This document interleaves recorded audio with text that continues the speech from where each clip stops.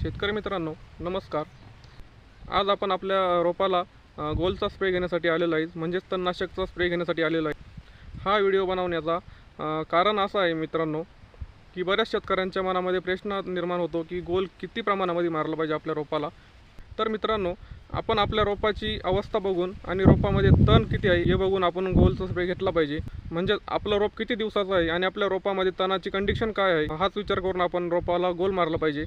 तर मी आज गोल घेतलेला आहे मित्रांनो, प्रतिपंप 10 मिली आणि गोलसोबत आपण टर्गा घेतो. तर मी टर्गाऐवजी पाऊचमध्ये ती पावडर फॉर्ममध्ये येतं ते घेतलेलं आहे. त्याच्यामध्ये प्रोपेनिल हा घटक असतो. गोल पानाचं तण जाळण्यासाठी काम करतं. आणि जे आपण टर्गा घेतो म्हणजेच मी घेतलेलं आहे पाऊचमध्ये, ते आपलं जे लांब पानाचं गवत असेल त्याला जाळण्याचं काम करतं. तर मी गोल घेतलेलं आहे प्रतिपंप 10 मिली आणि ते पूर्ण एक पाऊच एका पंपासाठी वापरलेलं आहे. तर मित्रांनो, बऱ्याच शेतकऱ्यांच्या मनामध्ये असं असतं की आपलं रोप गोल जास्त प्रमाणात जर मारलं तर आपलं रोप जळण्याची शक्यता असते. तर मित्रांनो, असं काहीही होत नाही.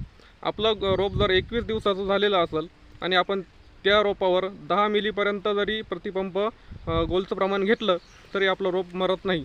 हो, असं नक्कीच होऊ शकतं की आपलं रोप पूर्णपणे आडवं पडू शकतो वाफेमध्ये, पण तरीही नंतर काही दिवसांनी त्याला परत नवीन पात फुटते. गोलने रोप अजिबात मरत नाही.